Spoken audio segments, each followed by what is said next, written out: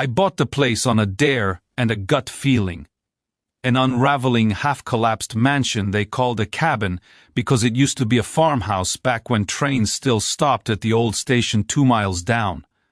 The real estate listing was 3 sentences long, a handful of photos glued together from different decades, and a price that made me check my phone twice.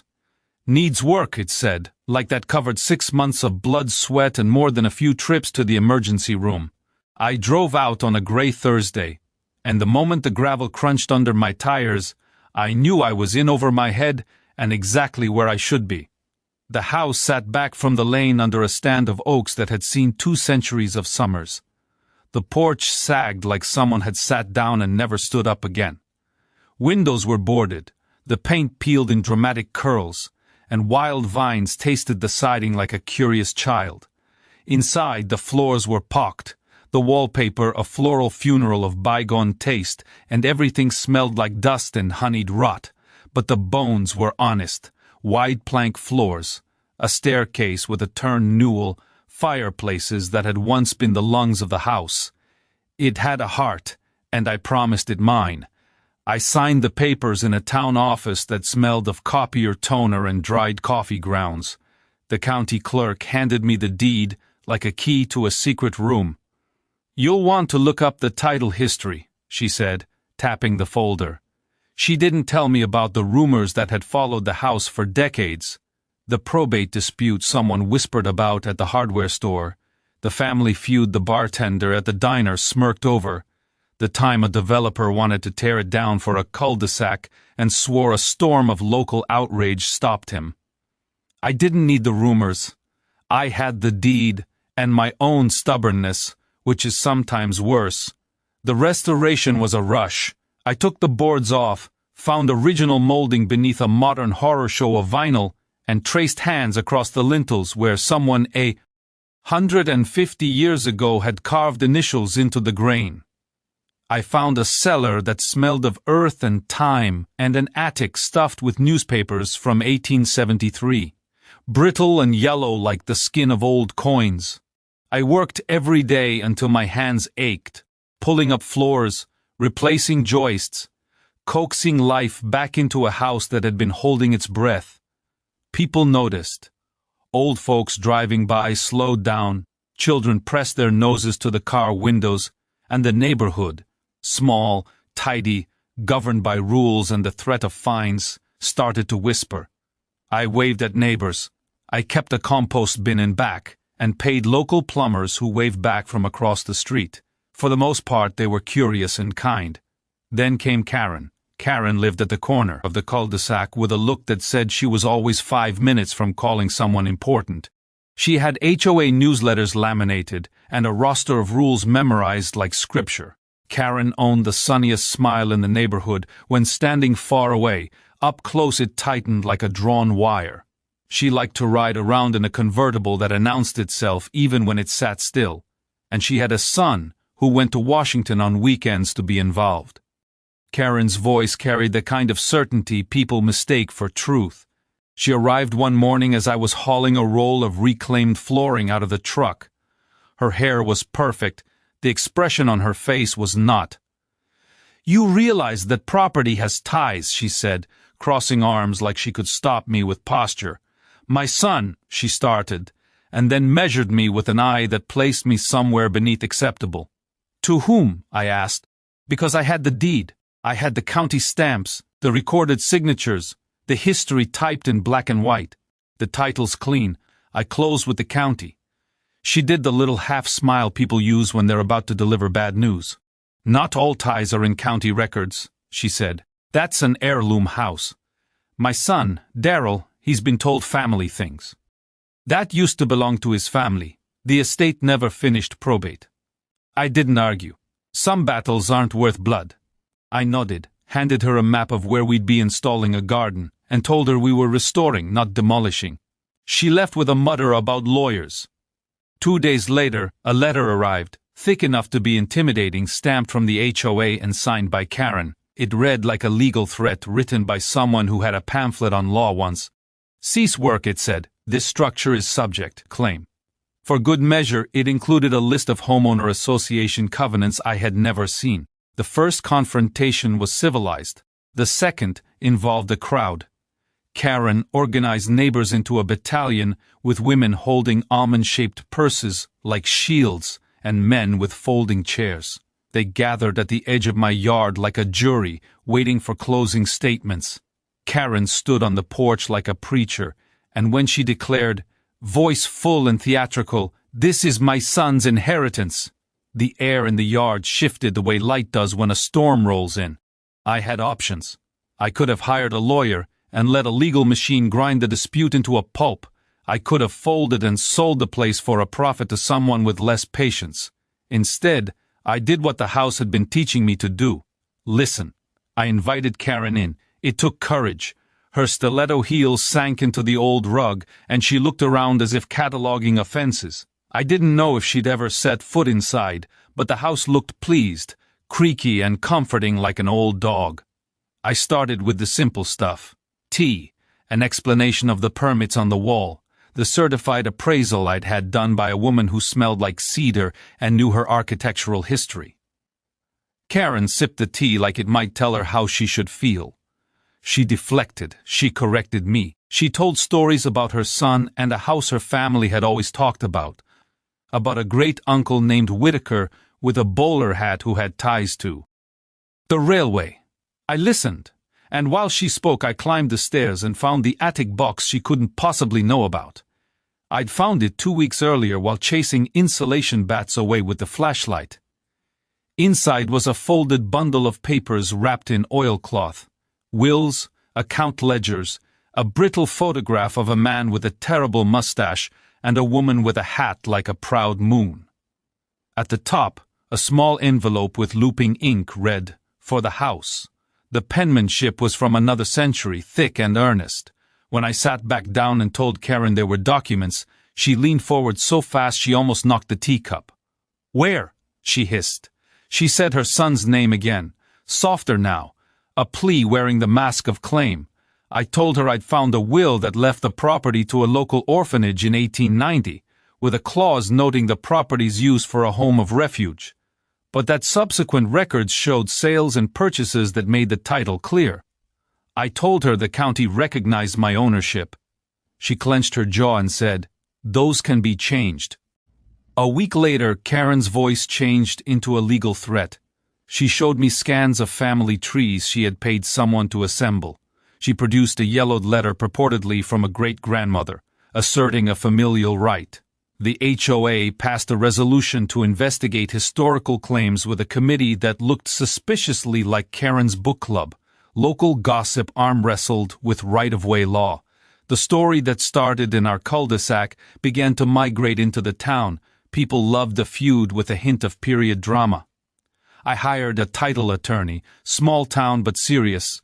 She wore sensible shoes and had a laugh that cleared a room like a bell. She dug into archives, maps, census records, and probate files with the devotion of an archaeologist. She found that in a narrow window between the wills and sales, a relative had attempted to claim the property but failed to file proper documents. The chain of custody of ownership, the real chain, had been established decades ago and was clean. She filed a quiet motion recording my clear ownership and sent Karen's HOA a letter that used phrases like meritless claim and harassment. It was the kind of paper a lawyer loves. Dry, precise, final. Karen doubled down. She went on local radio with a story about preservation and heritage, about a legacy she swore her son had a right to. A call-in show took it like a reality script, with callers choosing sides as if voting for a television contestant. Some people empathized with Karen, others laughed at the spectacle. Social media painted her as an emblematic Karen, and my inbox filled with people offering unsolicited advice and floral emojis. Then something unexpected happened. The local historical society asked to meet me. They'd seen the radio show and were curious about the attic papers. The society's president was a woman with paint under her nails and a face that had been kissed by decades of sun. She knelt on my floor and held the photograph with more reverence than the whole HOA had shown combined. She asked questions the lawyer couldn't. Questions like who had lived here, what the rooms had been used for, where the children had slept in winter. The society's interest changed the tenor of the dispute. History reframed the argument as stewardship rather than inheritance. We discovered a ledger tucked under a floorboard in the parlor, where someone had scribbled names of children who'd stayed here during a fever somewhere around 1901. Names like Elsie and Arthur, scraped hurriedly into wood. The Historical Society found articles in the county paper about an orphanage fire that had been prevented by a midnight watchman. Our house had been a refuge, a station in a network of small kindnesses. The town's narrative shifted from property squabble to community memory. Karen tried a different tack. She accused me of altering the house's fabric to erase history. It was an accusation that made me laugh in a way. Louder than was polite. I had peeled back layers and preserved carpentry, measured joints against period patterns, and worked with craftsmen who treated history like a patient. I proposed a compromise. Let the Historical Society document everything. Put up a plaque noting the house's past. Open the restored rooms to the public once a month for tours. Stewardship, I argued, would honor the past more than a quiet claim could. She refused. She called it virtue signaling. So we escalated the theater. I invited the town in. I announced a restoration open house. I made coffee in urns and had a local baker make a ribbon cake. Neighbors helped sand and polish the banister, and children painted a small fence in cheerful colors. Volunteers wrote plaques and printed copies of the attic's ledger so everyone could see the names scrawled by someone who'd never imagined they'd be read a century later. On the day of the open house, Karen came and stood at the edge of the crowd, arms folded, lips pursed. She moved like a wraith on the periphery until a little girl, one of the kids from the street, tugged at her sleeve and asked, "Would you like to see the nursery?" The girl's question was the kind of honesty adults forget to use. Karen blinked, and for a second I could see a different woman. Less polished, smaller, complicated. She surprised us all and walked in. Inside, the house had been scrubbed but not sanitized. Paint was chosen to honor old palettes. The hearth was lit, not blazing, but with a careful, respectful flame. Folks wandered through like pilgrims, reading captions about when the stove went in and who built the porch. The Historical Society read letters aloud about children who had been given a winter's blanket. People wept because that's what good old houses do when you open their closets and let the light in. After the tours, a man who introduced himself as Daryl, Karen's son, showed up. He was younger than she had advertised on the sidewalk, a wiry fellow with nervous hands and a nervous smile. He wore a suit that looked like he had bought it at the last minute. He apologized for the radio calls and the letters. "We thought," he said slowly, like someone reading a script he'd never rehearsed, "that it was family. There were stories. My mom kept saying—" He faltered. Karen put her hand on his forearm like a map being folded back into place. "We were wrong," she said. It was small, not the televised retraction some would have craved, but it was real. Daryl looked at the plaque the Historical Society had placed, and then at the photograph in a glass case, the mustached man and the woman with the moon hat, and Daryl's fingers brushed the glass like he was trying to feel warmth through it. He told a story then, about family lore and the way memory grows like ivy around the truth if you leave it alone.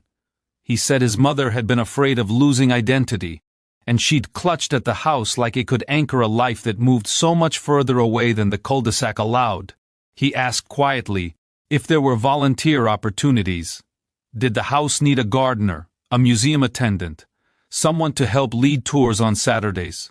He wanted to be part of it, not to own it. I surprised myself by saying yes. We built a garden together with old seeds from a lady at the farmer's market. Daryl volunteered at the open houses and learned to sand old windows with patient strokes. Karen came sometimes to deliver cookies, which she insisted on arranging in neat concentric circles on the refreshment table. She still held meetings about lawn height and mailbox etiquette. But the edges of her rigidity softened when she could see the house being used by children who didn't know what it meant to have an inheritance of bricks and mortar, but who did know the thrill of playing make-believe in a sunlit parlor. There were formalities to file, and I paid my lawyer for long hours of careful, honest labor. There were letters of record and a deed that the county clerk stamped like a blessing. But the real resolution wasn't in the paper. It was in a room where a little boy found a cigar box full of marbles under the stairs, and in the way neighbors parked their cars down the lane to make space for parents bringing children. It was in the public notice that the house had been designated an historic site by the county, which meant grants, preservation funds, and an obligation I welcomed. In the end, the house didn't become anybody's pawn or trophy. It became a place that held stories, old and new. Karen's inheritance, if you can call it that now, wasn't a title deed. It was the knowledge that you could be part of a past without owning it, that stewardship is sometimes richer than possession. She and her son found a place in the life of the house, and with that a kind of belonging that didn't require a courthouse stamp. I sit on the porch some evenings now, drinking something with ice, and watching the light move across the oaks. The house hums at night like something happy and healthy. Tourists come sometimes, and students on field trips ask questions I try to answer without turning the place into a museum. We host a winter fundraiser for the local shelter, because the attic ledger reminds us that once this house offered refuge. When people ask me about the confrontation, I tell them the truth. There was anger, there was paper, there were threats. But mostly there was conversation and listening and the slow work of people deciding to be better neighbors than they had been. Karen still polices the HOA like a guardian with a clipboard, and I still argue with her about garden height, but we laugh, often and unexpectedly. Once, when a neighbor's dog dug up a patch of newly planted marigolds, Karen came over with a bag of replacements, and a look that said she was both judge and accomplice. Restoring the house taught me more than how to reline a chimney or match a crown molding. It taught me how history is messy, how families tell themselves stories that sometimes veil uncomfortable truths, and how ownership is less about possession and more about stewardship. It taught me that when someone shouts, "That's my son's inheritance," they might be shouting at fear instead of fact. And it taught me that a community, when it chooses, can turn a fight into a future. So the mansion that started as a dare now hosts potlucks and a summer concert series and a Christmas light display that makes the whole lane look like a storybook. Kids climb the stairs with sticky hands and call it the old house with affection. Karen drives by slower now, her convertible a little less ostentatious, and sometimes she stops to help hang lanterns. Once, when the sunset spilled gold across the porch and a group of neighbors lingered on folding chairs, someone said, "You saved this place." I looked at the wood and the plaster and the people and shook my head. "No," I said, "it saved me.